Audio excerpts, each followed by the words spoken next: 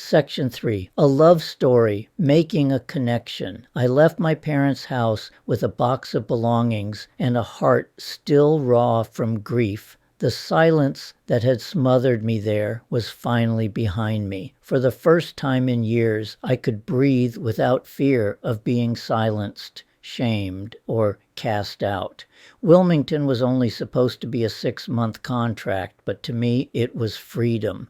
The grief over losing Kelta still followed me, sharp and unpredictable, but the doubts that had haunted me, that I was too broken to build a life, too fragile to help anyone else, began to fade. Away from the toxic home where her name was never spoken, I could feel space opening inside me again. I didn't yet know what waited ahead, that love would find me again, that I would discover connection as steady and surprising as a new breath of air. What Kelta had awakened in me, the truth that I was lovable, would not be lost. And soon, with Lynn, it would grow into a life I had never dared to imagine. Chapter 13. Moving to Wilmington. My adult life takes off. When I accepted a 6-month contract as a technical writer at Corning Glass in Wilmington, North Carolina, I felt a strange mix of relief and guarded hope. The pay, especially with the $65 to $85 per diem that wasn't taxed, meant I could finally make ends meet on my own. I took everything with me, though the contract was temporary. Maybe part of me wanted to leave the door open to return after 6 months. Maybe part of me already knew I would never go back. The truth was, leaving my parents' house wasn't about logistics. It was about survival. Growing up, I had learned the art of hiding, sharing only enough to appear as if I was doing what was expected, while keeping my real feelings out of sight. In those last months under their roof, that old strategy had become my lifeline. I gave them just enough to keep the peace, talk of job applications, polite conversation, while my deeper grief and panic stayed locked away. What I didn't say was that every day under their roof felt like I was disappearing. Donna, my new roommate, was friendly and welcoming. In retrospect, it amazes me that a woman who had survived domestic violence was willing to take in a male roommate, a choice that speaks to her resilience and trust.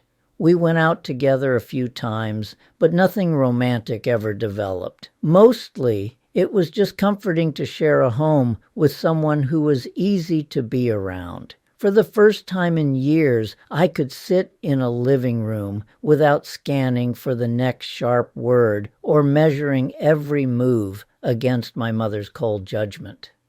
That simple comfort was more healing than I realized. Over the next few months, Donna and I would share moments of ordinary friendship.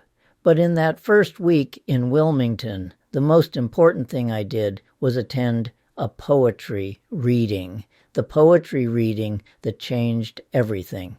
That first week, I decided to attend a poetry reading at the Coastline Convention Center. Martin Kirby had encouraged me to keep sharing my writing, and I knew I wanted more than quiet evenings in my room. I wanted to build a circle where I could belong. The reading was on the 4th floor, overlooking the Cape Fear River. As the sun set, its light streamed through tall windows, scattering into a kaleidoscope of reds, oranges, and blues across the water and spilling into the room. The warmth of that light clung to me like a promise.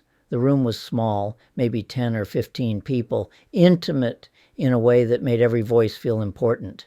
Dusty, the MC, moved through the group with an ease that reminded me of what I had always longed for in a mother: calm authority, warmth without judgment. When it was my turn, I read a few poems I had written about Kelta and the grief that still weighed on me. My voice didn't shake the way I feared it would. The applause that followed felt genuine. As I sat down, Dusty passed by, and her look met mine. It wasn't just a glance. And it was a message. You did great. You're welcome here. You belong. Later, she called our poems gifts. And for the first time, I believe she meant mine, too, to bring grief and loss into the open and have it received as a gift. That was something no medication had ever given me. The light from the windows faded into twilight, and for the first time in a long time, I felt anchored. It wasn't that Kelta was still with me. She wasn't in Wilmington, but the love she had given me had planted something I carried forward, the belief that I was worth loving. That gift placed me in a position to feel the warmth of this new place, to receive Dusty's welcome, and to let the applause of strangers sink in. In hypnosis, they call this an anchor, a cue that connects you to a particular state of mind. I had never created one deliberately, but that night I discovered one had been planted in me. Kelta's love had given me the capacity to feel calm, belonging, and safety here in Wilmington under a sunset I would never forget.